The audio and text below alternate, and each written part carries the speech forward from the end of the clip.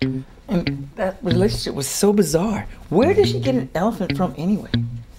And those kids, why didn't she tell me she had 8 freaking kids? You know what? 8 kids is not a family. It's more like a zoo. And 2 of the children, chimpanzees. And the mom, orangutan.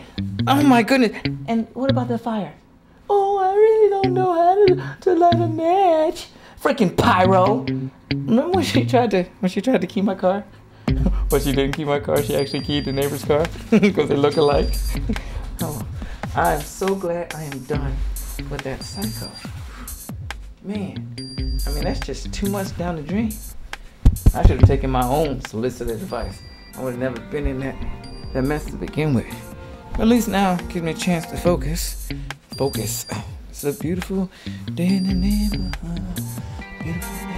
Hey, let me know when you're ready to start filming, so we can. Is that the record light? Are you recording this? That's not funny. You are fired.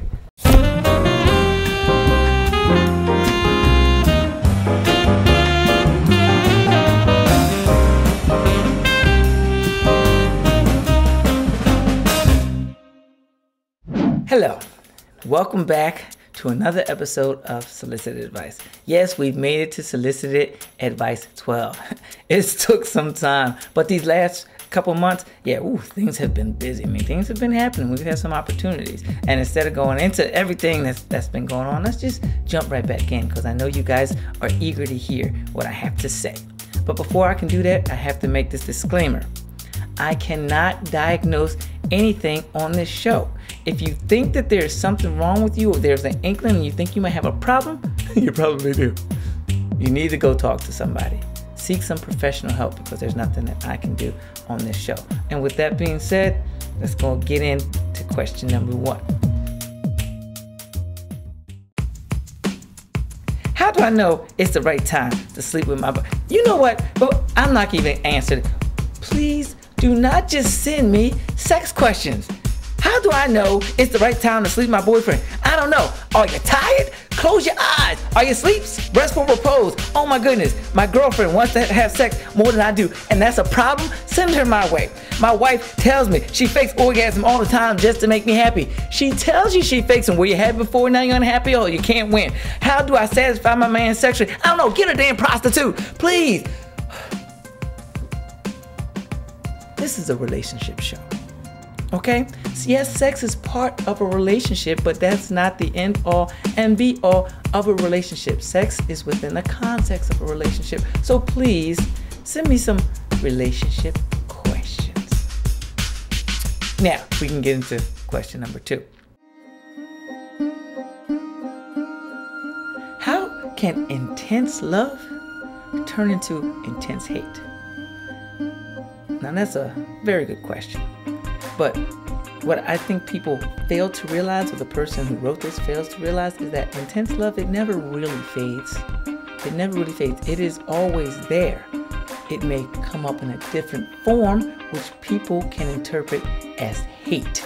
For example, we tend to think about things in the here and now. Before, in the past, when we like this guy, oh, we love him, or we love her, they can do nothing wrong in our eyes, and it's the intense love. In the here and now, after everything is said and done, the relationship has deteriorated, you don't communicate, there are lack of finances, they are doing things to disrupt your rhythm or the flow of the relationship. Yes, that intense love is there, but you're not feeling fulfilled, so it gets changed into something else, okay? And you interpret that change as intense hate, when it's actually a lack of communication or lack of fulfillment. So it really doesn't change from love to hate.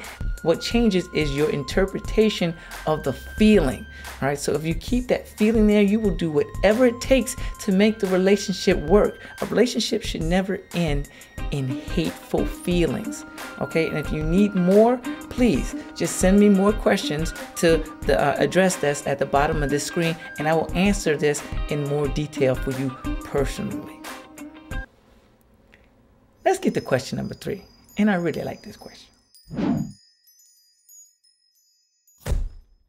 I've been seeing a recently divorced man for about 4 months. Things were great at the start. Then he just cut everything off. Now I don't see him. I don't hear from him. And the last time that I actually talked to him, he told me that he wanted space. I really love him, and what should I do? Well, let's break it down. First of all, he's recently divorced. And to me, anything less than a year means that he probably still has unresolved feelings and he is probably lost. You don't want to be the rebound person, and that's what it sounds like you're going through, because things were really intense. And you said things were great because you were probably that rebound person, and you were probably fulfilling something that he didn't have, which is probably why he initiated the divorce in the first place, or maybe she initiated the divorce. I don't know. So you don't want to be that rebound person. You don't know what the heck is going on. Then you said he just cut everything off. And again, if he is not talking to you, you're probably sitting at home asking yourself all sorts of questions. Is it something that I did? Who is he seeing? Or is he with somebody else? Is something else going on? Is it a nasty divorce? Is he going to get back with his wife? Are the kids involved? If he has children, do not do that, because you will drive yourself absolutely crazy trying to get through and answer all of those questions. And the last part of your question was that he told you he wanted space. Now, space, that can mean anything. Since I don't know the rest of the question, I don't know if he communicated anything else to you, but that is the key part to this question. Did he talk to you about what was going on, or did he just cut you off, and are you in limbo? Are you in the dark? If you are in the dark, that's a tough place to be. And you say that you love him and you want to wait for him. Do you want to wait for him in the dark with the lights off? Click. If that's the case, you can be afraid, because anything can come in the dark. And what are we afraid of? We are afraid of all the things that we don't know. And all the things that we don't know of can be hiding in the dark. For example, is he seeing somebody else? You don't know that. He wants space. Could it be the space to go out and find somebody else? It could be, because remember, he's just getting out of a divorce. He has freedom. He didn't have that freedom before, so he could be out doing whatever he wants. But you don't know that, because you're in the dark. You're in the dark. He wants space. Can he be trying to separate his feelings? Yes, maybe he needs some alone time to find out. Maybe he does really love you, and he's just trying to figure that out. I really love her, but I have all these other things going on, and I need to get myself situated or fixated first so I can eventually go back and find this person who I really care about. See, you don't know these things. So the main question that you should ask yourself, how long are you willing to wait for this person in the dark if he doesn't tell you anything? Okay? And you probably deserve a little bit more respect than that if he hasn't communicated anything with you. Because if he really did care about you, he would actually tell you why he needed some space, what was going on with him, if he really cared about you. So, in answer to your question, how long are you willing to wait for this person? Do you really love this person? And what are you going to do while you wait for this person? Because you have to remember, if you're willing to wait for this person, you're going to have to have the opportunity that he may actually not come back to you. You're going to have to be open to that possibility. All right. And again, if you need me to go into more detail, or you want to speak to me personally, send me an email and I will respond to you personally. Okay. Thank you. That's all the time we have for this week on Solicited Advice. I'm Dr. Williams, and I'll put you on Solicited Advice 13. Okay. I saw your face. What? Dang it. I forgot what I said. Ready?